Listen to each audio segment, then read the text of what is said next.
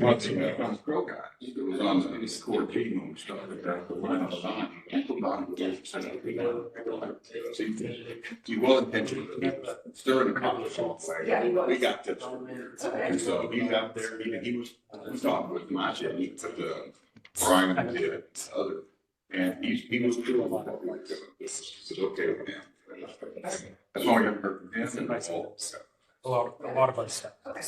So it'll be better. Just look funky right now. Yeah. You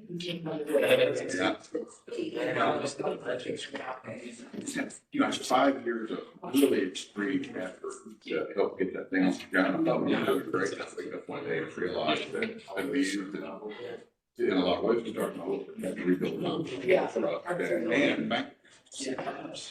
Well, we don't know what Marcus, but we just want to get started understanding.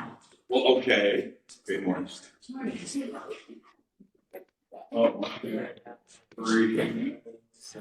4. That we don't have it for them. We don't have a quorum. And let me see. They all met meeting in Rico? I mean, What's that? are they all in that meeting in Rico? And everybody dropped on holiday. Yeah, probably good, get invited. Let me see if I can get a hold of Mark. He didn't indicate he wasn't showing. He did say he had a last minute thing. That last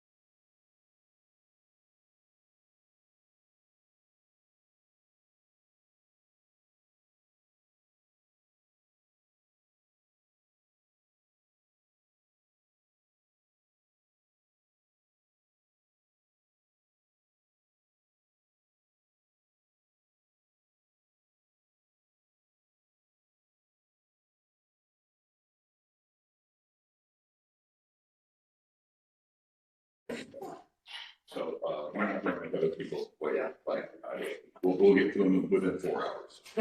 Sounds good. We'll be there. I've been on that council docket list or city planning commission docket list, so I understand. You get controversial things in front of you, and you're waiting for, hey, you're waiting for 2 hours. We've actually been on it for 2 hours with that city planning conference. We had about 50 people there last night, speaking on the issue, and it didn't get to about 6:45. Ignore my voicemail I just sent you. All right. So, are we ready? We're ready. Everybody ready? All right. Good morning, everyone.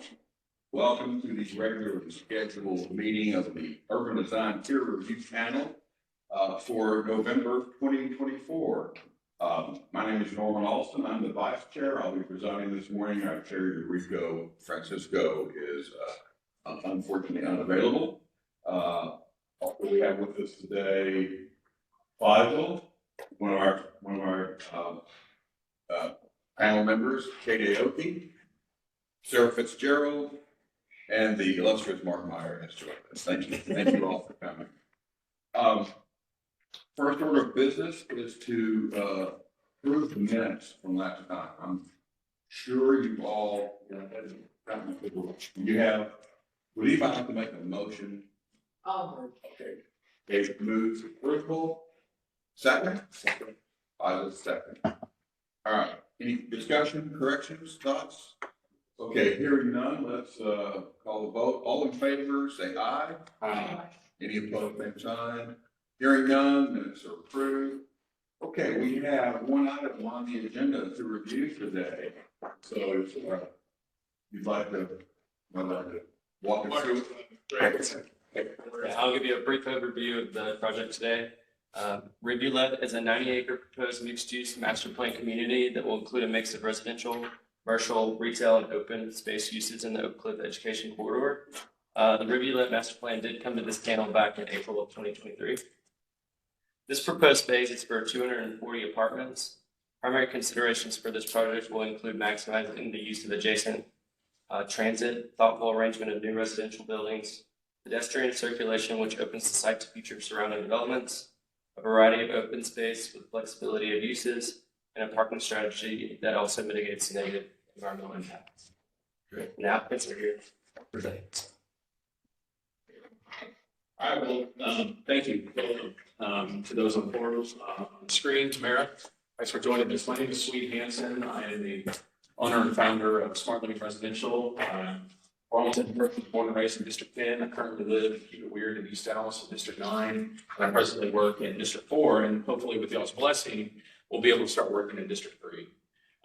My partner on this project is Jonathan Wood at DFW Project Solutions. And if you can tell by just what we're wearing, who handles what part of the project and who handles that what part of the project. Me being the type and finance and numbers, Jonathan being on everything creative. So I tried to get in the words this morning. Sorry. Anyway, let me keep it real. So just a little bit of background. Smart Living Residential started with the idea of trying to provide high quality, well-designed housing at price points that I think actually people can afford. I don't like to describe it with one word, whether it be affordable, attainable, workforce, because those words have different connotations depending on where you work in the city. And some of them are positive, some of them are negative. And so what I like to describe is what we do is building high quality, well-designed housing that people can actually afford. We focus primarily on rental product right now because that's primarily our background. And we're currently working and coming out of the ground. We're nearly 60% complete on our first multifamily development project in District 4, right off of Maryland Fourth, across the street from Roosevelt High School. The current project is 157 units, spread over 7 buildings on a 5-acre site with 40 feet of fall. The design team that we use with that is potentially going to be consistent with what we're doing here. Jonathan and I have a working relationship on the existing project, and the relationship continues into this project and just grows a little bit further, and we're actually partners on this deal. The reason why I mentioned our existing project in District 4 is because that type of approach and how we approach, look at housing and how we relate to the communities south of the Trinity is will be consistent with how we approach this project here. There's obviously a lack of housing that we have a need to fill in the city of Dallas. And my personal opinion is that the housing supply is really solved south of the Trinity. But if you live and work in Dallas, and the reason why I tell you my history is because I've lived here a long time, I've seen plenty of opportunities in the past where, you could be a bartender in Deep Ellum and live there affordably. You could work in the nonprofit in West Dallas and you could live there affordably. You used to be able to go to Hattie's in Bishop Arts years ago and drive around and park on the side street, but now it's a little bit different story. We're a product of our success. And so for me, being able to provide housing at levels and price points that people can actually afford, it starts with where do you want to invest? Where I can't buy $200 dirt Deep Ellum and expect to be able to provide quality housing that people can actually afford. And so for us, we invest in particular south of the Trinity. But with that comes a specific way of going about your development process that a lot of my peers don't necessarily want to tackle. Because for them, a lot of it revolves around a IRR-driven economic return, speed and recycled capital. And it's not that, from everything that I've learned in the time that I've spent working in the Southern Dallas sector, and I'm very involved. I'm a member of the Cedar Crest Neighborhood Association. I'm currently working in District 4 in Miss Arnold. I go to all of her events, and a lot of Southern Dallas is built on trust, which that trust is granted by just showing up. And so what we've learned is that Southern Dallas really wants improvement. They want development, and they're welcome to it, but there's just a certain way of approaching it. And one of the things that we've really driven our development based on the learnings that we've had is that whatever you do down there needs to be a quality. It needs to have permanence. It needs to last, and it needs to be it doesn't need to be something that after 10 years of multiple sale transactions, that it ends up being an eyesore and something that is deteriorated within that community. Because they're so used to a history of Section 8 properties being put in their property, in their community, and having to fight to kind of regain the luster of what the community once was. And that's a lot of the experience that we had down here in District 3 when we were having our community meetings. The feedback that we always get is, doesn't matter where you are in the city of Dallas, apartments is a bad word. In Southern Dallas, it just means a little bit something different, which we're all, a lot of the time involved in the connotation of improper management, poor property management, poor tenant management, et cetera. And so one of the things that we focus on our existing project is building something, when I say high quality, well designed, something that the community can be proud of. And you'll have to take my word for it. But I'm pleased to say that at least at District 4, the members of the community have spoken and said that they really like what we're doing. They're very pleased with it. And then a lot of that's driven by just the design, the execution by our design team, but also that we use high quality materials. 90% of our building is brick. 5% is fiber cement board, and that's only on the inside of the breezeways, because when people are moving in and out, that's where the things get gained the most. When fiber cement board gets deteriorated, so you have to be able to replace that. The other 5% of the materials, we use metal S-clad, metal S-wave siding. And the reason why we do that, and the reason why we use brick, is because you can put those two materials up and you don't have to maintain them over a long period of time. Metal S-wave siding comes factory painted with a 30-year warranty. Fiber cement board comes from factory and deteriorates the paint in 10 years. And so the reason why I get into that detail is to tell you a little bit about our theory and our philosophy and how we approach housing and how we're already executing it on one project, and we're going to transfer that over here. So we built 3-story walk-up product, and that's how we look at solving the affordability equation of housing. Buying the right land, being efficient in what we do with our design. So our unit plans, we've got 6 unit plans. A lot of multifamily properties are trying to squeeze multiple units in a small acre, oblong shaped acre. As a result, that results in 30 to 40 different unit types. I've counted. There's a property down here that's a competitor of mine. They've got 40 different unit types. The reason why I say that is because there's a little bit of complexity that comes with that. And so a lot of these principles we're carrying out here, and that on our existing project right here with Rivulet, I'm going to grab this and Vanna White, bring it over here. On our existing project, we're here to talk about a 240 unit project, 3-story stick frame construction, surface carved. And as you can see by the image, again, same principle of exterior material is over 90% brick. And again, that fits with what we believe is important for the communities that we work in. This project, and Jonathan will tell you more about it, is, I hate to say this because I think it's overused a lot, but we really are focusing on creating a community here because we have a great opportunity being a part of a larger 90 acre mixed use development. We are going to be executing in a very institutional quality way. So there is value to that type of execution. So what I would say is high quality, well-designed housing, and there is an intentionality, an authenticity behind how we do it that's not singularly driven by the IRR and return, okay? And there's things that we do to enable us to not have to focus on that, but we always execute in an institutional quality way, because at the end of the day, when you're working in Southern Dallas like we are, that trust is built on following through and doing what you say, okay? It's because it's jaded by things like, I mentioned this earlier with Arturo, Patriot Crossing. It's jaded by, other properties down there where, whether it's, the police training station at Cadillac Heights or whatever. And so for us, it's all about show something to community, execute, follow through, and do it. And so a lot of that informs how we approach housing. And so this project in particular, when I talk about institutional quality execution, we're not going to be doing anything that's pushing the outer boundaries of risk. We're going to do something that we know we can execute. So our unit mix-up is going to be 75% 1 bedrooms and 25% 2 bedrooms. The reason why we won't have 3 bedrooms is because of the relationship that we have with the greater 90 acre Rivulet mixed-use development. And in Rivulet alone, you guys might remember, it consists of, the retail component down here, which will be the 3rd phase, the single family for sale, which is 270 for sale, both attached townhomes and detached single family homes. Okay, so there's a mixture of for sale product there.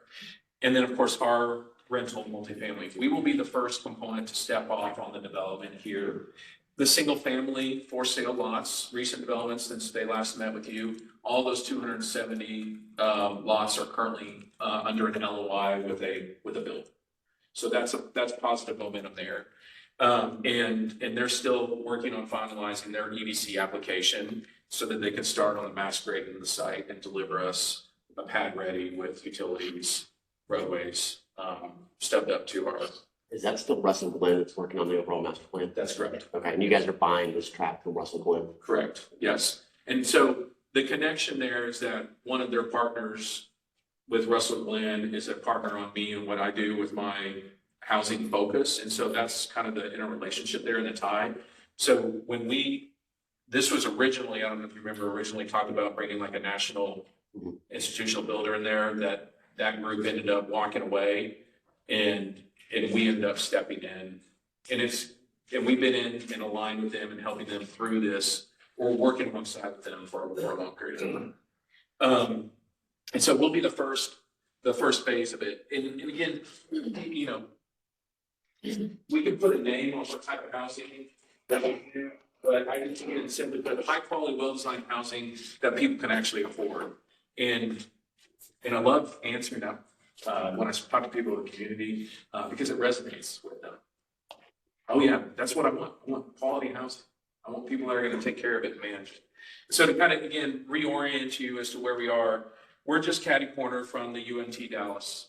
So this is the 90-acre parcel right here with Rivulet, and we're going to be in the back, UNT Dallas right here. Hope Global with their residential development is down here.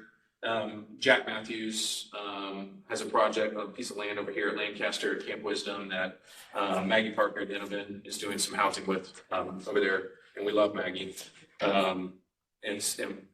So that's it from.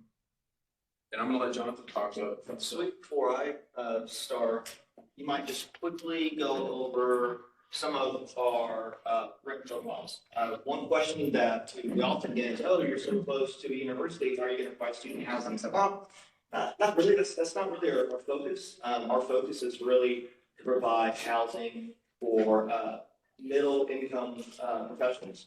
And we can kind of talk about how we have that broken down, as well as making sure that individuals can actually afford these units, because it would be easy for us to increase the rents, but it doesn't achieve the overall mission. The overall mission is to provide housing for teachers, for firefighters, for policemen. This isn't a housing development targeted at university students or this. We don't expect to get, a ton of families, but we do expect to maybe get some single mothers that we have unit plans that's a 2-bedroom, 1 bath, that it works out well, where it might be a young professional that remote works and they use that extra bedroom as an office, or it might be a single mother that by saving another $150 to $200 a month on rent, they don't have to pay, they don't need another bathroom because they need the extra bedroom and they're fine sharing 1 bathroom. So it's doing that type of critical thinking as well. And we can just briefly touch on it. So we've seen a trend as more quality product has been built in Southern Dallas. My gut feeling perception is that there is more of an interest from people who grew up in the neighborhood, who left the neighborhood, and we either lived in the outer exurbs like DeSoto or Cedar Hill, or moving back into the neighborhood because there's quality product that is being provided now, and there's a demand for it. Palladium Redbird was 100% pre-leased before they even opened. And even, that's a LIHTC property with a mixture of incomes there. But one thing I'd like to know, what we're doing is that, similarly to the existing product that we talked about in District 4, this is not a LIHTC product. We do take advantage and try to leverage City of Dallas programs, but we're not getting tax credits. We're funding this through private equity and conventional debt.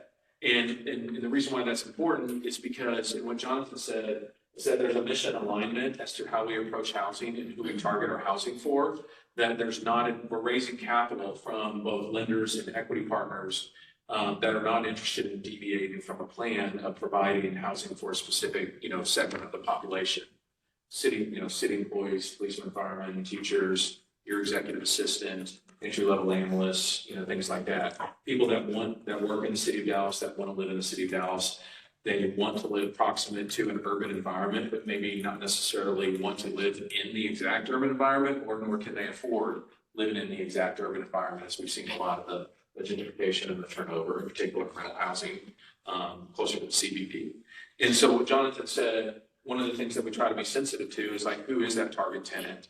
And the typical multifamily model shies away from the 2-bedroom, 1-bath unit type. And you don't see a lot of that in typical market rate multifamily execution, and mainly from a cost perspective. But what we've seen as we work in our existing project, and what we're willingly and excited to take a risk on, is a potential need for a 2-bedroom, 1-bath unit in the market. Jonathan mentioned the idea of an individual who might want to have an office, but I think more so, we've seen an opportunity whereby there's a lot of working mothers that would love to have her own quiet space in her unit, but not necessarily maybe could afford a full rent on a 2-bedroom, 2-bath. And so we feel like there's enough people in the marketplace to justify adding that product to the market. And so our rent profile, openly, we do participate in the City of Dallas PFC program. So on our existing project, 50% of it is market, 40% is max 80% AMI, and 10% is max 60% AMI. Okay. We will be participating in the PFC program here on this project. We were approved by the board 3 weeks ago. And we have a similar structure rent profile on that, on this deal. But the reason why I told you earlier about our capital stack and the mission line, yes, sir. See, I want to be considerate of everybody's time. We're all volunteers. So I know we usually extend it to about 10 to 15 minutes for a presentation. I want to make sure that you guys get through everything. Just because I know with all the volunteers on here, we do have limited time. And I was just thinking something along the same lines. Understand, we're an urban design board. Great. You really thought through the market? Because I saw how it works and the IR and all of that. We don't care. Well, I saw it. My calendar saw it. I was like, okay, just know that we're doing it right. I'm gonna break into the You site. showed your passion. You're doing great. So talk about the adjacencies. I'm not gonna go into this, too much. So we have major arterial roads along both the east and the southern side of us. So this is the hard corner of University Hills and Camp Wisdom. This is University Hills, which the wooded area is our site beyond. A lot of traffic moving up and down there. Currently no sidewalks along these streets. There is a creek that we'll talk about as well that's at the southern end of our property that we're want to have a lot of trail adjacency activities that help engage that. But the big thing for us is my background is architecture and urban. Yes, see it's okay. Better thought. Probably. I'll be better if you left it early. So Well, I can't think of your- the easy way to create an urban environment with walkability is with structured parking. But unfortunately, structured parking causes property costs. So one of the big challenges we have been really trying to address is how do we create a urban walkable 3-story garden style product? Because normally what you have is you have a bunch of buildings that are located along the perimeter of the street, and you have a huge parking field in the middle. And it's great if you have one of the units that's looking out towards the street, not so much if you're looking back in this huge parking field, because you're basically living in the parking lot. So talked about how can we structure this site plan to embrace certain urban components. So first thing is actually bringing in an actual urban drive that is the main spine for this development. With that, you have parallel parking, you have street trees, pedestrian lighting, following all the principles of 15 feet from face of the building to face of the curb to allow for a variety of different elements as far as benches and just how that actually feels. The next thing is along that urban drive, creating these various gathering areas to promote social interaction, to promote people to actually get outside and just start to engage as the main boulevard. So within that, we have these various seating areas that would have landscaping. Many times that we have certain existing trees that we can save, taking advantage of those. The next element is creating certain entry points into the property. So, as we think about parking lots and hardscape, they can be more than just an actual parking lot. I mean, you think about the motor ports that we have when you pull up to a nice hotel. You think about once you can do like a zero curve, how does that feel? You do enhanced paving, color concrete, markers and master. So thinking about these arrival points as we come in, doing the zero curve, making that feel much more like a plaza than just a parking field. And then we still do have, to address parking. How do we still provide enough parking for this type of product? So it is looking at, number one, what are the different elements that we can bring within that parking field? The first thing is doing a large landscape strip down the middle that we can create a variety of different landscaping and even potentially capture stormwater to actually serving a need. Also, by having a certain amount of trees and landscaping, we're breaking down the size of that overall parking field. Also introducing a variety of paving treatments and thinking about pedestrian connectivity going across the parking lot. So I always try and think about it, if you're holding a 5-year-old's hand, where are you going to walk? Where are you actually going to stay? And thinking about how that actually ties into certain areas. So, having areas in between buildings and we're saying function much more as a paseo, where we would have landscaping, we would have hardscape, so have some of those type of images. And then, so what we have is we have this urban spine. We have our 3-story multifamily buildings that are located along that spine. We have a leasing office on the hard corner, as well as our pool courtyard, as mentioned, the creek, the Santa Southern End. So really allowing everyone to experience that creek. The master developer will be putting in hiking bike trails, and so we want to be able to tie into that.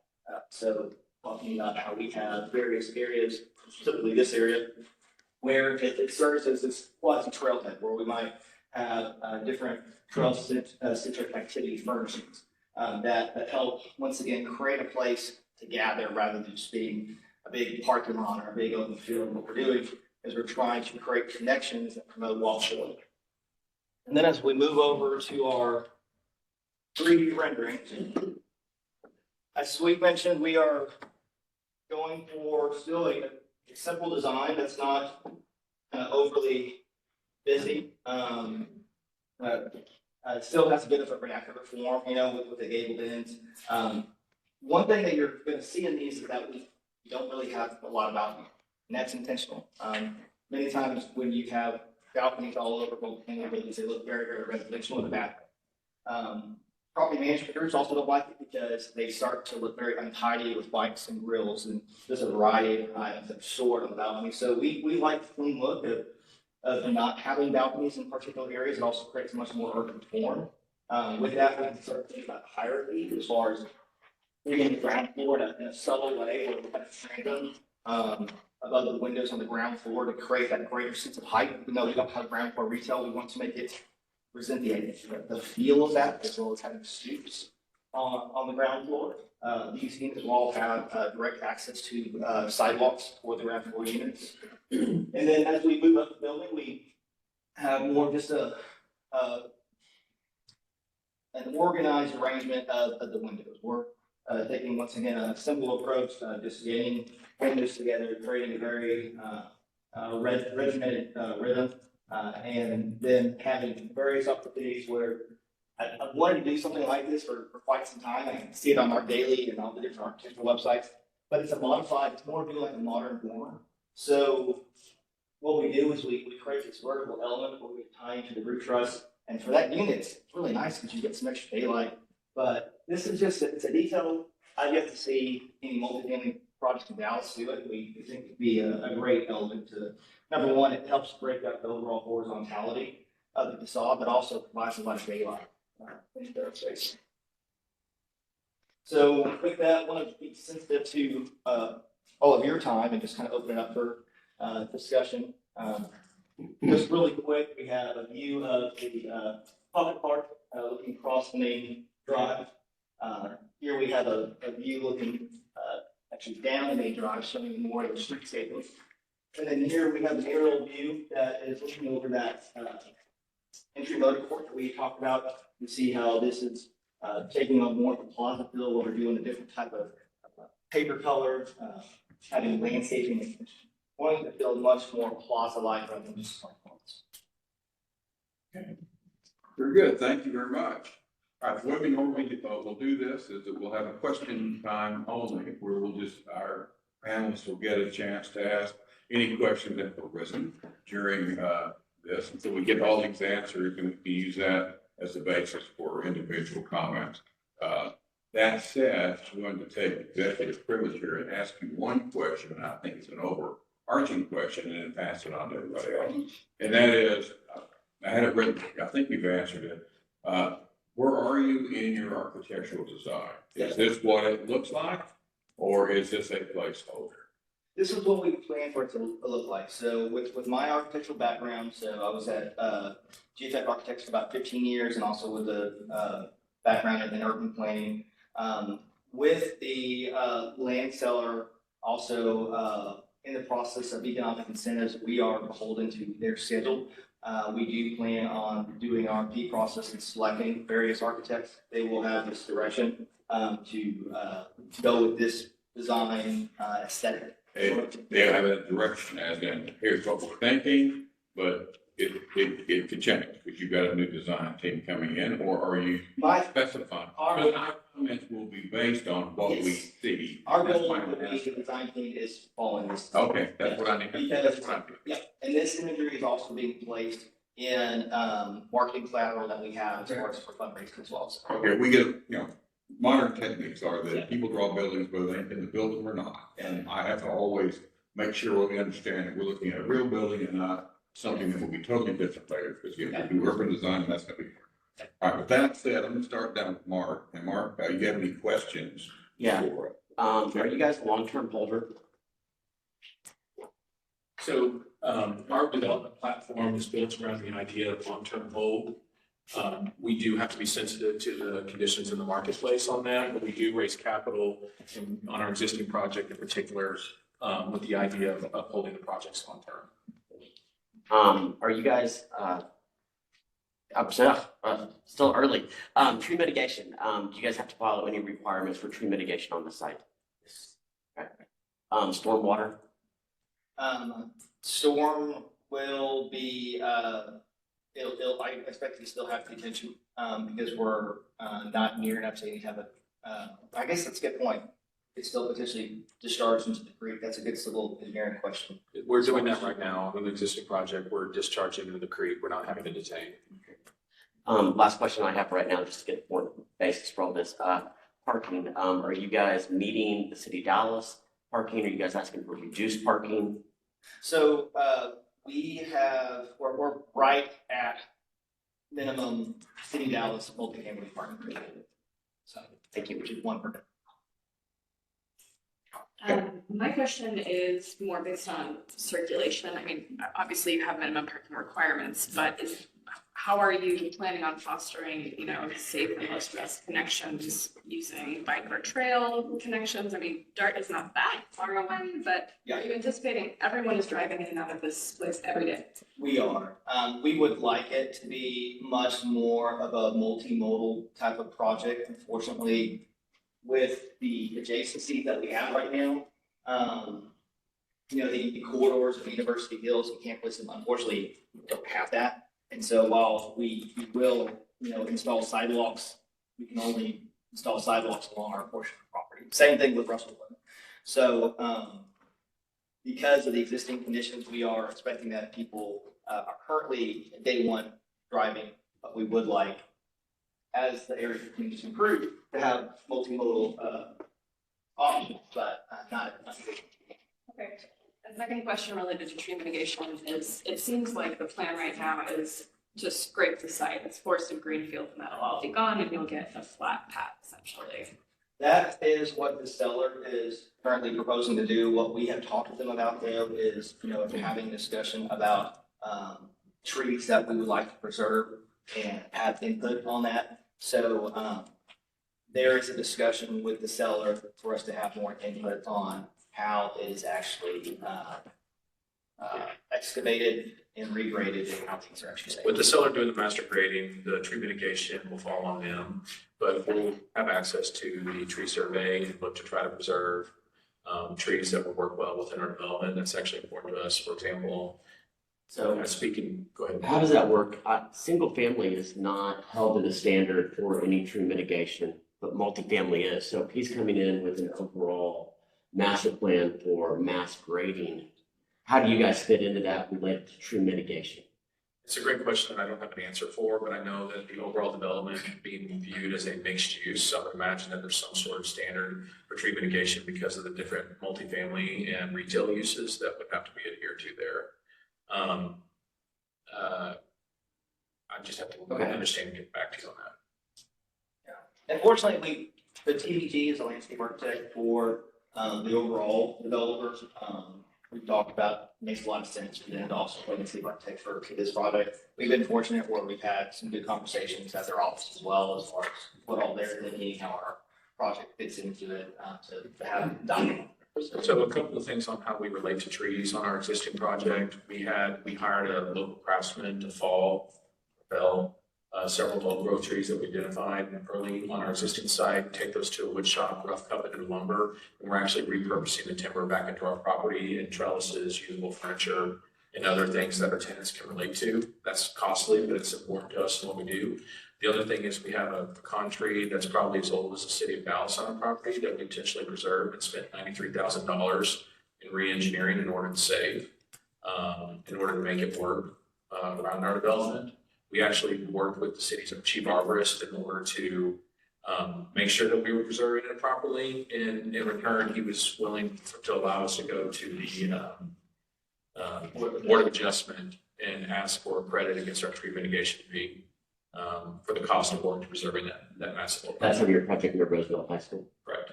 And you can come see the tree. It's big. Sarah, you have any questions? Okay, Kate? Mine is about the public transportation and multimodality. So I know that there's nothing right now, but is there any discussion about, are there buses that run by that site? Can there be a bus stop added? Work with the city to get something like that? That's a good question.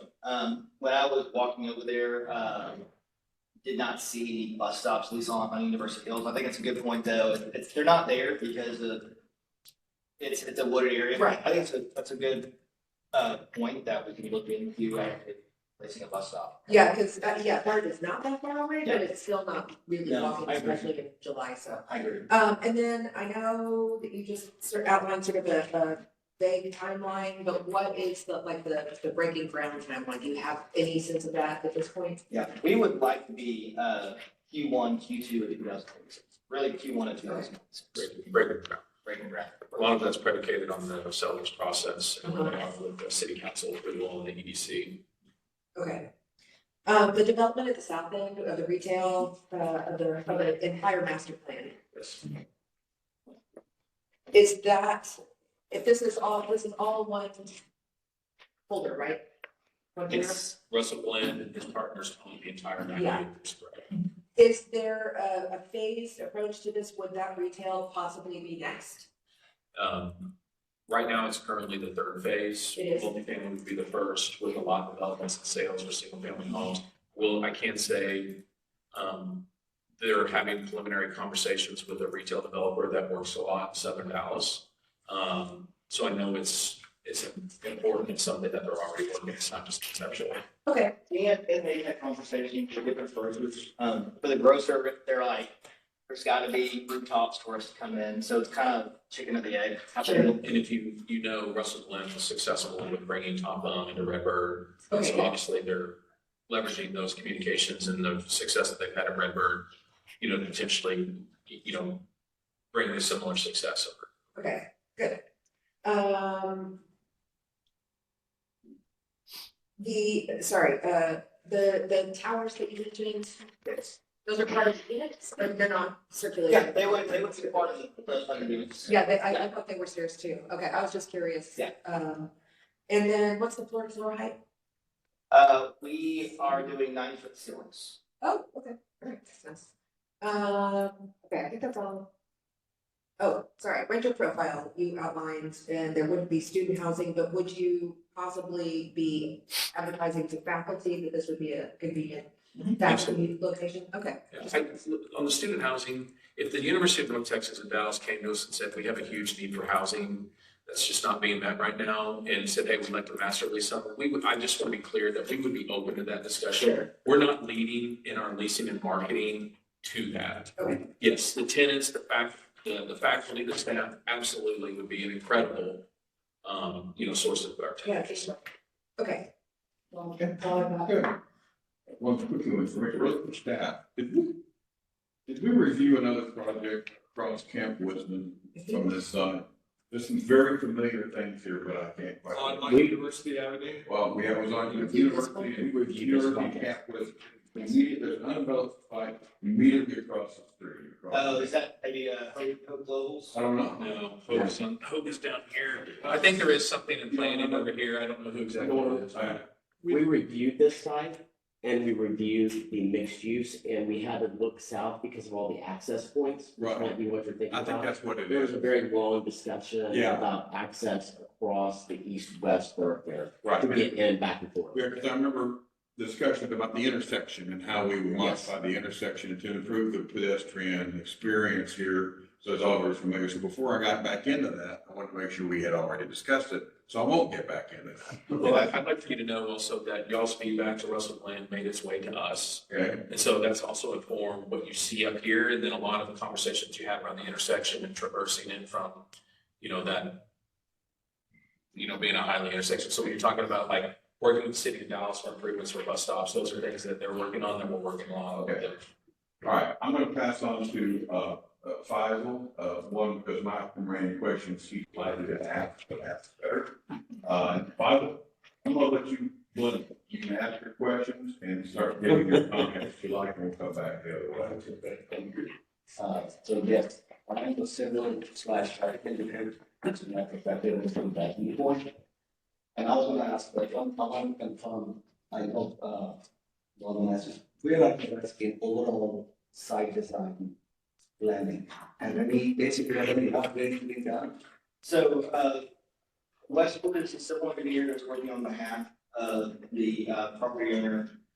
No map grading has started yet. I know they have the designs in. We've been talking with them, the seller, as far as their timelines for completing that work. I know some of that is tied to the economic development process. Gonna add anything? No, that's just the fact that, no, we haven't done, any work on that list yet, mainly because we're trying to manage our process with their process, with the EDC, with the council, also being sensitive to timing and not letting this go out too far. But yeah, that's it. Yeah, the two observation, I really like, brick, use of brick to such extent, which is to speak highly of the quality that you're trying to place, and also the clean look of the balconies. I can see if there is a lot and people can throw all kinds of stuff to dry, so this would be a very nice, clean look, especially like that you showed. So I recommend that. If I'm gonna blend it into my suggestions, you have a section, like, is it the sidewalk along the University Boulevard? Yes. You have a section that shows it to be next to the curb. Your plan view shows it to be away from the curb. Personally, I like it away from the curb, I just wanted to. That's good catch, yeah, I would prefer for it to be, I don't know, 5 to 6 foot parkway and sidewalk. Yes. And is that section like, is University really has such a, that's the future plan section of University, 2 lanes in each direction with a wide, extra wide median? That's what currently exists right now. There's no plans to redo it right now. It is unfortunately, it is a deal, unfortunately, where, I walk down this median to take pictures, and it's a little bit unnerving just with the speed that cars go. Yeah, so maybe more push that sidewalk there, and as you go to the city, because I do a lot of trying to use for city of Dallas development services. Nowadays, they're also asking for pedestrian level lighting along this development. My second feedback is if you look at your overall master plan view, I fully suspect in the future, at the north, that corner, the northeast of your site, with university, it will become signalized just because of the amount of development that's coming here. So as it becomes signalized, I would suggest if you plan ahead, that transport now to design their ramps in a way that they don't have to go back and forth. Where's this? This is, if you look at the overall site plan. Yeah. Basically, the northeast corner of the front. If you can tell, that's one of the main access points Yeah. for everybody. Yeah. So it will get signalized. Yeah. It will meet the water from day one. So, plan for it, you may have to give a corner cliff, Yeah, good point. so think about that. Yeah, really, really. well. Yeah. Another question / comment is this, when is it gonna be planned? Oh, geez. Is that, once again, it's the whole, seller. So it's currently platted as one large development right now. Obviously, our portion will be carved out of that. It currently is not platted, that way I yet. tell you why I'm asking that, we'll keep that in mind. Yeah. As you plan it, there will be probably lot lines on the west side.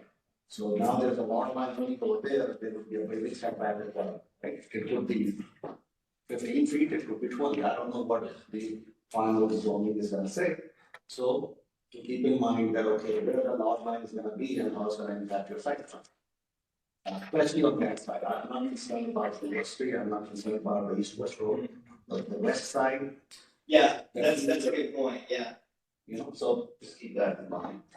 And the expectation as well, not just expectation, the agreement with, the land seller is that they would install, all of the perimeter roadways. Yeah. That's good. So that would be in place. We also get life safety policy. Okay. And my final question / suggestion, which I think is very important, and that is why I asked the question of design. How married are you to this layout? We do like this layout quite a bit from. How many different iterations? We've been through with Russell Land and other conversations. How many, at least 8 to 10 Yeah, different innovations of this site and plan? admittedly before, So that, come back to my point, and I'll tell you that you can take it from there. That's why I asked the question and done grading on it. I see about 35-foot drop from the northwest to the southeast, the topo, right?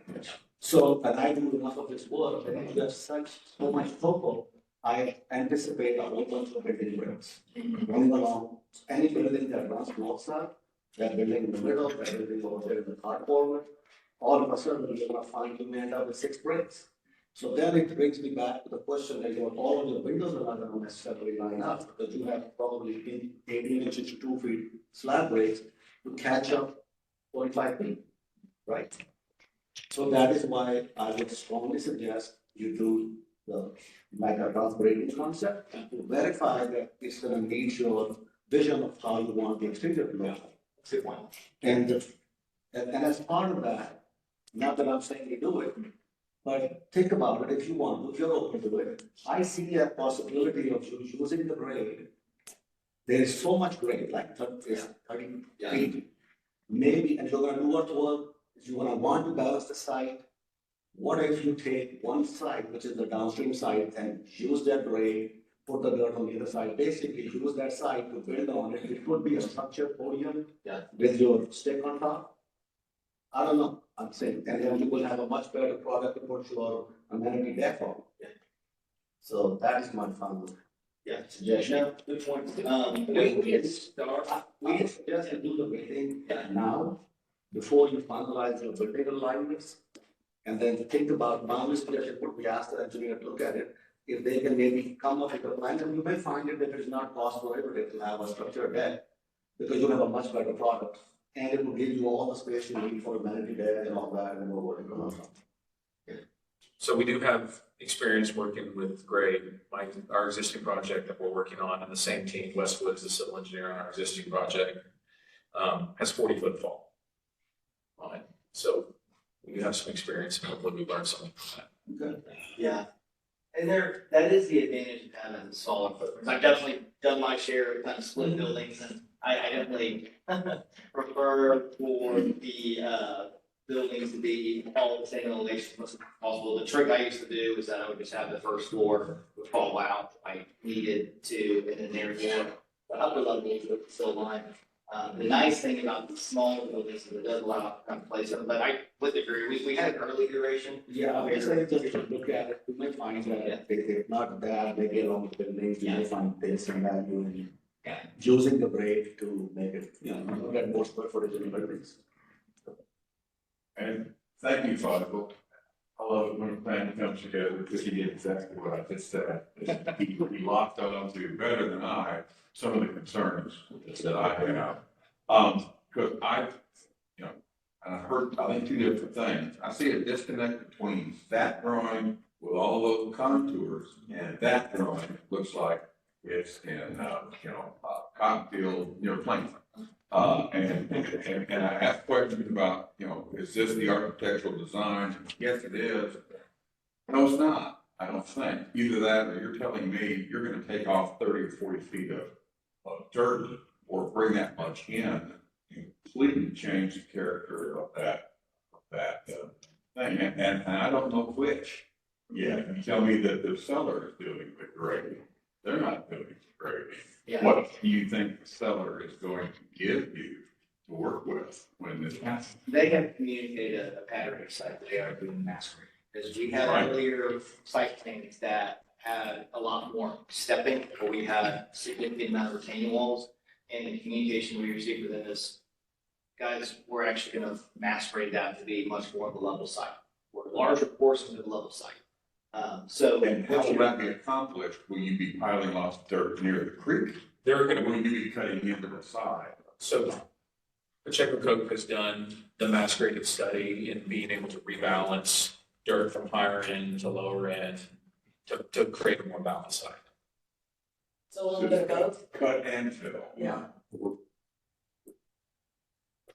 Okay, but see, if you're cutting up at the northeast corner and you're filling in the back, that's fine, but you're cutting. So that upper left corner is gonna be several feet down. And we're talking about the entire 90 acres, so cutting at the residential lots at the top, right? So we're not talking about just our, 5-acre multifamily, we're talking about the entire, grading the entire 90 acres at the same time. See, what's gonna happen is when he does the mass grading, you can look at it, those contours, they're gonna go and they're gonna clean out everything. I'm sorry to say, I don't think you're gonna be able to save any trees when you try to build, because the slabs are gonna have so much impact. The trees, you will be nowhere close to existing grades, the way they naturally fall, right? Master developer is going to just come, scrape everything out, and give you maybe instead of these contour lines, will be more straight lines. But they'll still be the same 30 feet of grade. Or you can ask them, hey, the moment you go into the street over there on the west, on the signalized portion, drop it down. We need you to go down as far as you can, but you won't control the interest to force that decision on them, right? They're gonna design that east-west roadway to the best of whatever, however they feel. So you're gonna still have 30 feet to contend with from the northwest of your property, because at University Hill, you cannot change the grade unless you want to put your 5 feet of exposed grade beams or maybe 10 feet of exposed grade beams compared to the street level. So that is, I guess, what Bob was also saying, this height about what. Having unfortunately lived in a different life, I worked on this project. They do have just to not disagree, but they do have a mass grading scheme that flattens the side out and balances the field on the site to accomplish what they're trying to do. It does require some walls on their site, but it is doable. So I know we're giving them a hard time on something that they can't control right now, but I will say that Russell Glenn has been in the past very thoughtful of how to create a site for them that's usable within the context of the entire project as well. We're not gonna belabor it. I can say that when you get it, because I think I've lived in apartment complexes for topography. I lived in Austin for a while, and we had a lot of topography in some of those complexes. It's not actually much of a detriment. And in terms of urban design, I hate to sort of see us lose the topography, and I worry a little bit about the impact on the creek when you make that kind of a change right up to the edge of where the creek really hits the wall. But I also recognize it's not something, we've had one bite of this apple already when this other project came through, and it's not up to them to fix it. Again, our issue is I want to make sure that, we're talking here design issues, and if there are breaks and things to accommodate in the plan that we're reviewing, I want to know about them, because we can't comment on them. We don't see them, but they're going to be there. And so, in my comments, it's unfortunate that it's going that way, but I can understand what the economic drivers are to do it as such. The other comment I would have, I guess I would, I'm sorry, where's my, that's a matter of memory. For instance, let me ask when you showed me, so the brown areas where the entries are, you got that an image of what that is supposed to be. Yeah, it's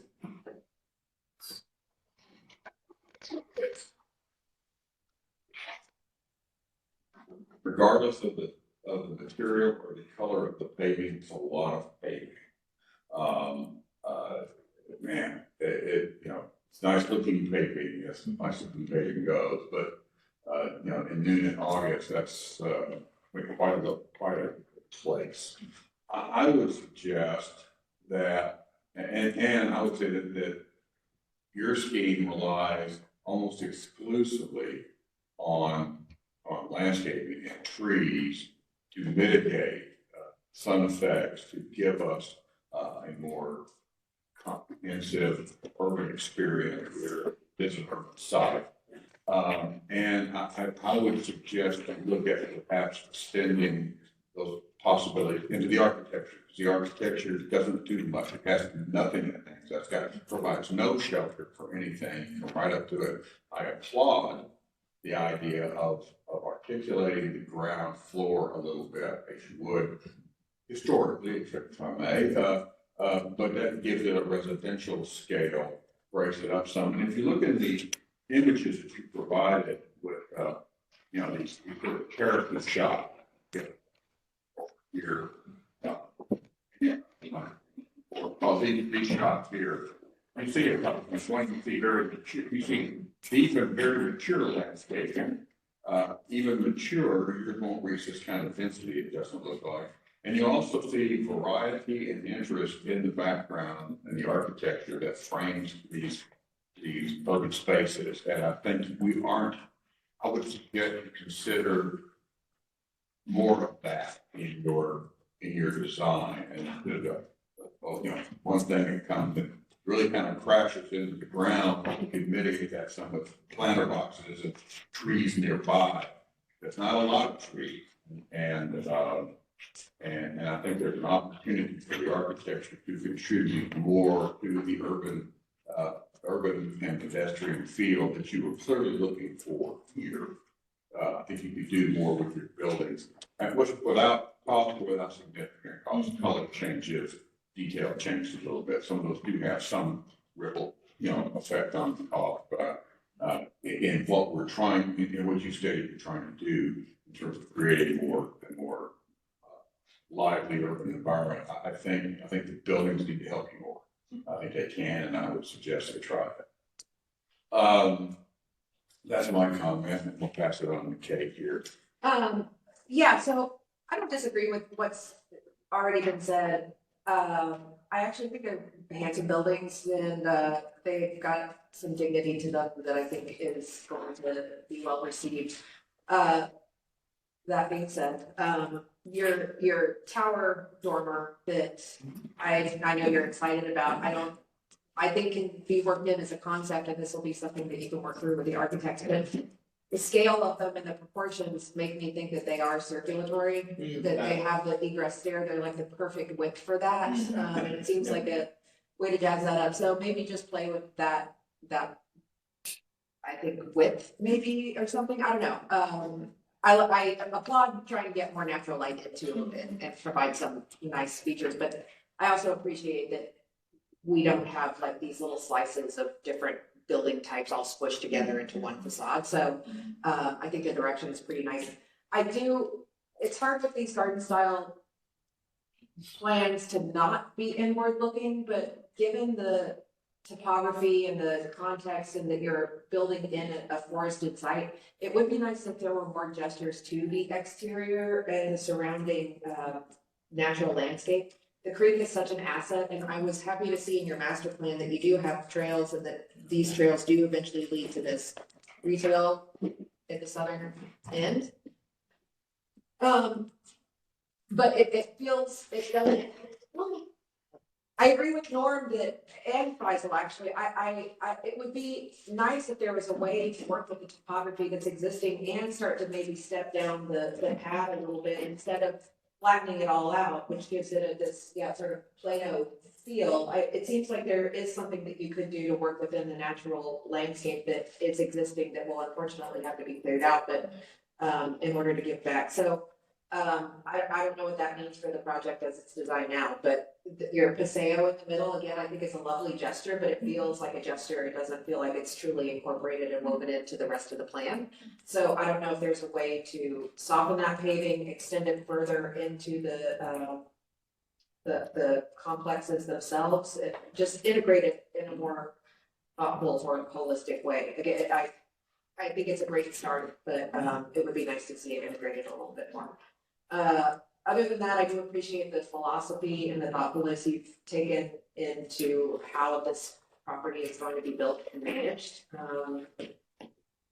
I attended a lecture by Ed Bunk, who was my former professor recently, and We've been introduced to them. Oh, it's great, yeah, so his whole philosophy is that you use pedestrian materials that you can buy at Home Depot, and you can build a perfectly nice project with that, and so I think that being able to prioritize like the long-term upkeep and ownership is great, but some of these questions around topography and integrating that a little bit, I think if you have the time and money to do it, would be really Can I nice. ask a clarifying question? Because maybe again, it was me that just didn't understand.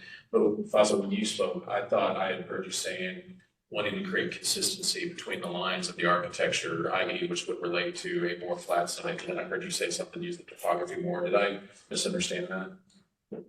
I guess what I was saying is that I love the look, see how it is illustrated, but I see challenge in being trying to accomplish it, given the grade. So that part of the building might start here, and then the other half of the building would start Got it. here, and how do you Got align it. those Okay. floors and consistent way of showing Got it. Okay. Because I, you know, from a non-architect perspective, see value in leveraging the existing topography of specific sites and leveraging, like that's why I mentioned earlier on our existing, we've got 40-foot fall, we stair step our buildings down those in a way that aligns them in parallel with the topo line, so that leverages the creek. So, okay, thank you for that. And just so you understand, not all of us are in love with the idea that you get to align the windows. I deal with a lot of existing conditions and the windows rarely align, and that's okay. You know what, that adds a little character to it, so I wouldn't get wrapped around that. And something else came to my mind that I would like to. Oh, okay, go right ahead. Once you finish. I finished. Well, the thing is, I know you said parking, you want to maximize it. I see you have a lot of parking, which is parallel parking between the first two windows, and the first two building, right, all that row line. And you also have parallel parking on the street to the west of you. That parking on the street, at the lot line, probably gonna be minimal use to your tenants, for your residents. What I was gonna suggest is if building setbacks in the future is not a concern, you can shift that over to see if you can make that whole road 90 degrees. And all of a sudden, you're gonna gain probably a whole bunch of parking. Our concern with parking is you lose that urban feel, you lose that walkable feel. You get headlights into your. Oh, I get it, I was concerned, I love the way it is, more than wrong, but I just also pragmatic on, hey, what's This is most definitely, bad? the parking has definitely been the biggest challenge on this, because it'd be great if we didn't have to design our parking at all. Because the challenge we have is like, okay, if you're gonna have parking, try and maximize it as much as you can, but then you do the calculations like, oh man, I'm still 50 spaces short, just to be one space per foot. And so it's like, okay, well, what's the big idea? If you're gonna do parallel parking in particular areas and try to move parking in particular areas, what is that like core idea? And then you're trying as hard as you can to get parking spaces everywhere else. It's a fun. I love it, but about this part, you should really get that is the one way to get there. Sarah? Yeah, I know that we've really hammered this topography conversation. As a landscape architect, I have to say one or two more things, which is this. I agree with this idea that I think part of preserving a sense of place, and I understand it's out of your hands to a large degree, but if you can advocate for it, this sense of like stepping down toward the creek, I think is really important to preserve. Figuring out what is the mass grading plan right now. Is it a 30-foot wall or a 40-foot wall? And Mark assures us that it's not, but just kind of understanding how that's going to affect the whole look and feel of the development. I think it's going to be really important. And then now I have to put my CCAP hat on, which is to recognize that by definition, greenfield development is going to increase urban heat island and runoff. And I share Norm's concern about the health of the creek. And I would love to see in this grading strategy start to develop a way to integrate green infrastructure so that is at least a first flush treatment of stormwater runoff before it hits the creek. Yeah. I see a lot of frivolous environments, and that's great. And I love the discourse about the architectural materials not needing much maintenance. I just wish to throw out there that there is no such thing as a maintenance-free plant in a development. So if we're going to leverage this green infrastructure, which I think can bring great value to the site, thinking about just the cost of maintenance over time to make sure that in addition to the buildings not deteriorating, the landscape doesn't deteriorate over time, it's going to be. So we're very sensitive to that. Really good friend of mine that I grew up with runs landscape for University Park. And so when I run my landscape plans by her, that's always the first thing is maintenance. She's like, you can put it in right now, but if it's not able to be maintained, it's going to die. And either you're going to have to replace, or again, it goes back to the deterioration of the quality of the property. Yeah. Okay. Well, I'm glad to hear that y'all are already thinking through that because I think this can be a miss. Yeah, and in terms of overall circulation, I know this is likely outside of your control, but when I look at your street sections internal to the property, I'm seeing the 26-foot drive. Is that the fire lane? Yeah, I would like it to be 22, and that's when we need to do a further analysis with a civil engineer to understand our hose lake, because I really would like that urban drive to be 22. It drives me nuts that we gotta do 26-foot wide street, like the fire trucks keep getting bigger and bigger. Yeah, it drives me crazy. And on top of that, you have turning radiuses, so now your, pedestrian crossings are getting wider as well. So my preference would be that to be 22. And so we need to do a good job of seeing, from a hose lake standpoint, can we reach from University Hills and Camp Wisdom? When Ricky Butler will be around for at least maybe 5 more years, talking with Ricky to understand, hey, how can we get our hose lays to work where on this urban drive, it can really be 22-foot wide drive with 8-foot parallel parking. Yeah. And I like pushing the buildings together too. Absolutely. It's better for the look and feel. It's better for the urban heat island that Norm is bringing up. It's just a ton of pavement in the street section. So as tight as we can get those, that'd be great. And then last question or comment is about, do you know what the speeds are on University Hill? They're posted or what they are actually. So posted, I think it's 40 to 45. I know when I was standing out on that median, they were going about 50 to 55. Yeah. Yeah. I wonder if once there is development there, that will slow things down a little bit. You just look like you're driving through the country. The reason I ask is because number 3, that entry plaza, it seems, I'm not a traffic engineer, so take this with a grain of salt, but it seems unreasonable that there's head-in parking almost immediately. Like you have to slow down so much. Just, I wonder if that works, but that's me talking outside. Yeah, that's a good point. Yeah, and we're gonna try and figure out where we get more parking spaces when we take it away. So, yeah. This is not, speed control is not unique to Southern Dallas, but it is something that I think they focus on a lot. Yeah. There's been a handful of initiatives to add speed bumps now that the city's open to it again on several streets in Cedar Crest, and they've been successful in doing that. But in terms of like community concerns, that's one of the highest.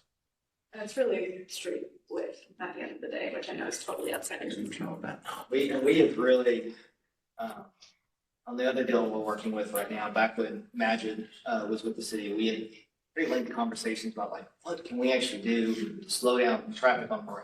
You know, can we, you know, we got a school right there, can we do crosswalks and this and that? And, there was an issue where Majid wanted to do a lot of different things, but then you have certain traffic standards that have to still be beholden to, and so there is a balance between that, that we discover. But we're all for The imbalance, you touched on a much bigger problem. Yeah. And what we're gonna be able to address here today. Well, I want you to know that we push the limits of what we can do on the development side, whether it's leveraging 311 on existing streets or leveraging the relationships through our EDC process or the relationships that we have to try to get improvements that would improve the local community.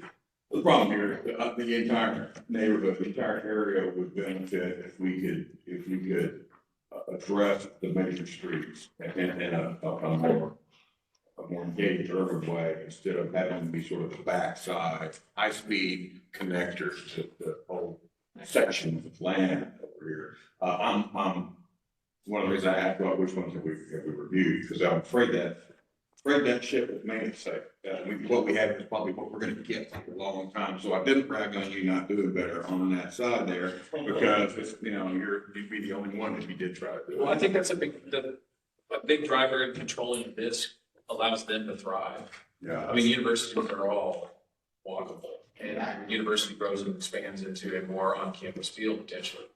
Then that really would And happen. that's why we talked about that in the very intersection, making it, more pedestrian friendly, if you go diagonally across that intersection to the retail stuff that was proposed to the other planners. And I'm not sure that's stuck to the wall anywhere, but we'll see. I mean, I know this is out of our control, but I would really like to see a dedicated bike lane. You know, like in East Dallas, where you have the actual physical barriers. It's pretty scary being on a bike next to those cars, but at least you get a physical barriers there. You got some protection. On Columbia? Slow down. What's that? You're talking about Columbia?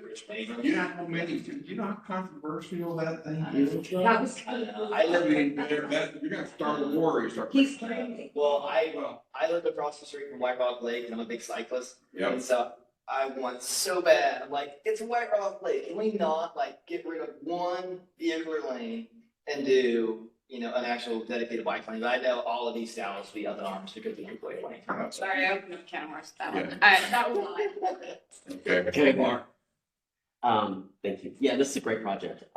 First of all, I applaud your all's commitment to the city, to the southern sector. I think, we know that to solve part of our housing problem within the city is to make sure that we're being very thoughtful of where we're developing within the city. And I think this is a great area.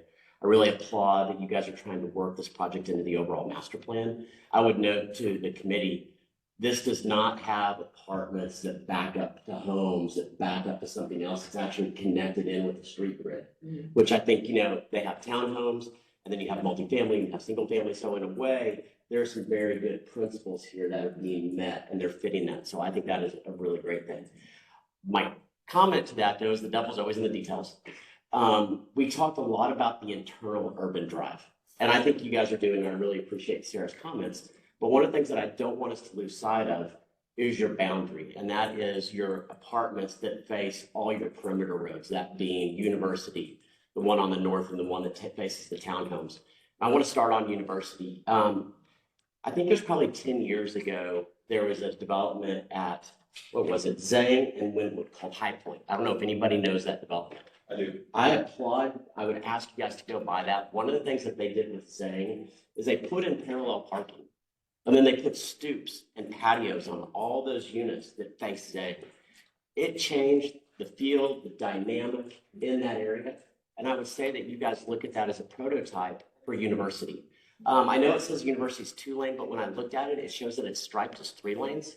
I don't know if that 3 lanes is needed in this sector. It would be great to work with the city and create parallel parking in that 3rd lane and have units that then front out to it. And that's what I would love to see, hopefully for your entire perimeter, is that you just don't have a corridor that you go in that all of those units on all of those streets actually have a public facing realm. They have stoops, they have patios, there are people that can sit out there and make their life. I think that'll go a long way in making sure that this community is much more integrated with the single family and the townhomes that are around that on there. Stormwater runoff, agree 100%.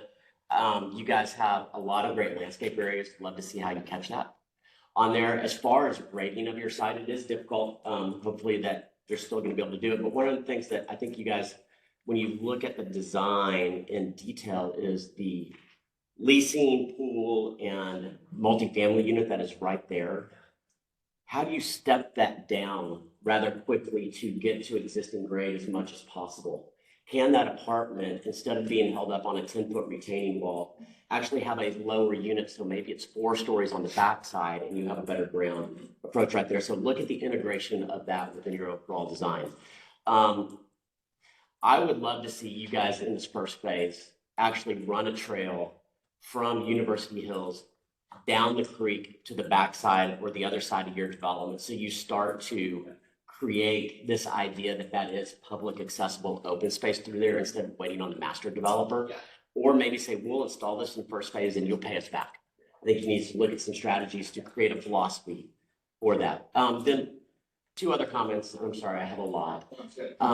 At the intersection that you come into the project, which shows the traffic light right there, to me, that feels like the main entry to this project. And I know your leasing center is further down. What was the philosophy to put the leasing center where it is instead of a median divided access road? And Agreed. that was kind of the debate. It's like, this really is, I mean, because you have a break in the median. Right. So from a vehicular standpoint, this is your main entry point. And so, usually you put your leasing office there, but you also want your pool next to your leasing office, and you really want your pool next to the creek, we think. And so for us, the creek took priority over the main signal there. The only thing that I would say to that, and I would agree with that piece of that building, that multifamily building on that corner is still going to act as sort of a beacon. So look at that more in an architectural style to where that looks like a great piece of architecture. And it's just not a corner of a multifamily building, because everybody that goes through there will be seeing that and they need to be inspired by something. And I think architecture can go a long way in inspiring people in a civic realm. And that might be, the opportunity for some light amenity as far as like co-working, where, we can distribute, a little bit of that there, and that can help engage that corner. So it's not really the leasing office, but it's still having a more upgraded, Civic sense. And you get some outdoor seating associated with that as well. And I would just say lastly, on your parking lot on the interior, maybe look at alternative materials other than concrete for your parking stalls. Maybe it's decomposed granite with a geogrid under it or something like that that's been proven in Dallas to work, but also absorbs water and helps the urban heat island effect. So maybe start looking at some alternative materials to cut back on the amount of concrete we have. We kind of talked about it a little bit. What's your experience on kind of just overall maintenance with that? There's maintenance that goes along with it, so it's something that you'll have to think about. There's a balance between maintenance, and I think one of the things that I'm really concerned about is the amount of water that goes into that creek untreated, because it goes into 5 Mile. And 5 Mile goes to the Trinity. The problem is we know 5 Mile is one of the most beautiful creek corridors that we have in Dallas, but is also one of the most impaired creeks that we have within the city. So what you do here has a huge effect of what happens to 5 Mile. So I think trying to slow that water down, like Sarah was saying, not only affects your site, but if you think about it in a larger scheme, it also affects the entire city. Yeah, that's a good point, because we even had talked about, what if we do maybe it's like a 2 or 3 foot strip at the front of the space, and that way you're starting to serve that, but kind of helps you with your maintenance and from an accessibility standpoint, at least have a portion of that parking space that has that treatment. So I would say that you've got a couple of individuals that up here in the team behind them that are really interested in applying some of the principles that you're saying and care about not only the product on the ground, but the way that we relate to everything else around it. And if you'd like to see evidence of that, I'd encourage you to go to our existing development. Jonathan and I worked with the team on that one. Some of the design professionals, civil engineer worked on that. 1710 Morrell Avenue, right across the street from Roosevelt High School. And hopefully you'll see some of the principles and things that you're talking about, relationship to tree, The tree topography's pretty cool. topography, I mean, the it's- activation of leasing and buildings to a creek area, the general approach, things like that. Hopefully you'll see some of the principles of what you're saying already being applied. What's the 17? 1710 Morrell Avenue, MORRELL. And I think part of the reason that we bring it up at this stage is just that this is where you have to integrate. Yeah, I completely agree. Okay, looks good. I'm gonna throw one small grenade and then we'll go over here. And then you got 5 entrances into this. Do you really, can you live with 4? Is that one you were just talking about up there near the corner? Strikes me that you could almost eliminate that short drive and entrance into the complex and just use the other one on that same lot space. You could reclaim some acres, some land there to give you some more options, either for parking or additional units. You know what I'm saying? Which one are you talking about? The one right The northeast, upper right. You go ahead, point. That. Yeah. You need that. I can see things that would help you. Yeah, I thought on that one is that this from an urban drive standpoint, it's kind of like trying to dig a street bridge. Well, again, a grenade, you Yeah. can deal with it later. I mean, it doesn't need to be in Yeah. comments, that's what out there. Yeah. We could do the notes, that would be. Yeah, and I think with, Ray now kind of in charge of, peer review, I think what we're trying to do now is a little different than what we did. We're not gonna Read it back. read it back unless you're ready I like to read it. it back. Are you? Sounds good. I like it. Yeah, I like it. Yeah, but- I'm not chair, so I don't get to make those calls, but if you're gonna throw it out here today, yeah, by all means, just send them to us, and that'll be. And that's what I was gonna make sure that we're cool with that. So yeah, that I think is a better option. I did want to say, there's a lot of talk about traffic, street calming and all that stuff. I know transportation has been working on, not necessarily options, but we've heard it not only from the Rivian development team, but also the university, UNT and other developers who are looking at land across from UNT. So there is a need and it's definitely needed. So there are things that are being explored now. We don't know what that's gonna mean in the end, but they're including light facilities as well. So who knows where that ends up, but I think by the time this breaks ground in 2026, we'll have a better idea and hopefully a solution to that. And maybe this is the recommendation, it's a recommendation to the city of Dallas. Yeah. The city of Dallas needs to have a comprehensive plan for what I would call this university corridor with the amount of development that is here, because if we don't, we're gonna miss an opportunity and it's gonna get developed and the main thoroughfares and the roads are gonna look at and go, well, we should have done something back then to help offset the amount of traffic or make it more walkable. So there might be a comment that the city of Dallas needs to look at that. and I would take that one step further. Traffic has to sign off at the very beginning. I've done several projects where we actually had parallel parking required by code on the street and traffic came back and said, no, there's no. Wow. There's a disconnect still. Okay, well, thank you all for your Yeah, efforts. thank you for your time. Thank you for coming today, and good luck to it, to you and your project. Before we all adjourn, I want to ask the panel, we do have a small special program, if you can hang with us. If not, that's understandable. But Kate has some students here who have, something they'd like us to provide some input on, if you're willing. to share. 10 minutes. 10 minutes? Yeah. Okay, then I might have,